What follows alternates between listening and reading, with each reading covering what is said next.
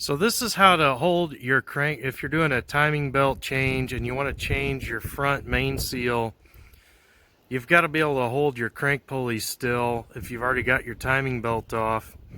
So what I've done here is I've taken the old timing belt, wrapped it around the crank gear, and then cinched it together with a pair of vice grips so you get all the traction you possibly can, no gap at the top and everything.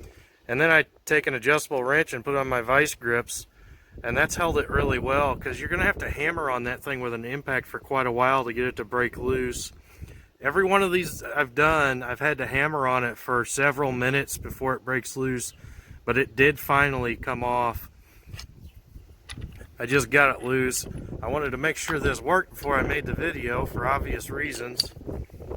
I've been able to get them out before as I've had the timing belt connected, but my situation this time is different, and I already had the timing belt off, so I had to come up with a different way to handle this. But now that gear will slide off, and you'll be able to change that seal behind it.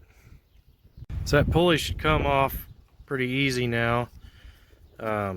It's already wobbling a little bit, and I'm just working one-handed here, as you can kind of tell. That's why my camera work kind of stinks. And you can see that gear has a notch in it so it fits the flywheel. Now to get this seal out, usually if this thing's not leaking, you don't want to touch them. This is an unknown motor for me, and it looks like it might be leaking some. It may not be. It'd be fairly safe in this condition because not everything was really caked in oil. I've done a little cleaning, and this oil actually is probably coming from above, probably the valve cover or something. But while I'm in here, I'm going to do it. But generally you want to leave these things alone because you can really screw them up, because this housing that it's in is aluminum. You're going to want a seal puller to get that out, something like this. The issue is going to be, well, let me say this first. A lot of guys will put a screw in here between the crank and the housing. They'll drive a screw in and then pull it out. That's done nothing but put holes in it for me. I've never been able to pull one that way. I've always had to drill a hole and then work this seal puller in there. The issue is if you work an angle like this and you pull, that seal's going to come out, but you're going to scratch the hell out of your housing. You certainly, likewise, you don't want to scratch your crankshaft. It's going to be a lot harder to scratch that, but you don't want to scratch either of them. So be really careful the angle you take, that you're only grabbing the seal when you pull out with one of these seal pullers. So most of the time you are going to have to get a hole in it anyway. Like I said, make sure you get in the middle of that seal and don't get near the housing or the crank bolt. You'll probably have to start with a really tiny drill bit, maybe even a center punch or something, because there is a metal ring in here, and that will make your bit walk out of position.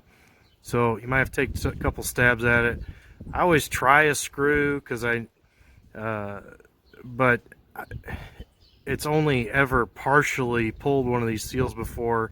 You've got to get that seal puller, and like I said, be exceedingly careful with the angle that you use your seal puller at, because you can easily scratch that housing and then you won't get a good seal.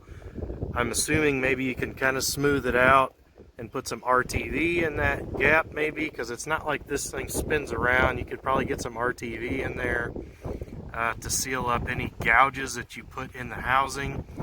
If you gouge your crank, you're in big trouble because that thing's spinning, obviously. But that's how you get them things out of there. You can see I nicked this housing up a little bit when I pried on it there where my ring finger is. It may not show up on camera very well, but I'll clean that up because it's not like it's a deep gouge, it's just near the beginning. I'll probably clean that up with some emery cloth or sandpaper. No need to try and fill that with RTV to get a good seal. Like I said, this can be a real pain in your ass, so you better be pretty damn sure your seal's leaking, or you might just like risky procedures. But if that seal is not leaking, I wouldn't touch it. I know it's a pain to get back in here and do this again if it leaks shortly after a timing belt change, but generally stay away from that unless you're a really high mileage motor, 300,000 miles or something.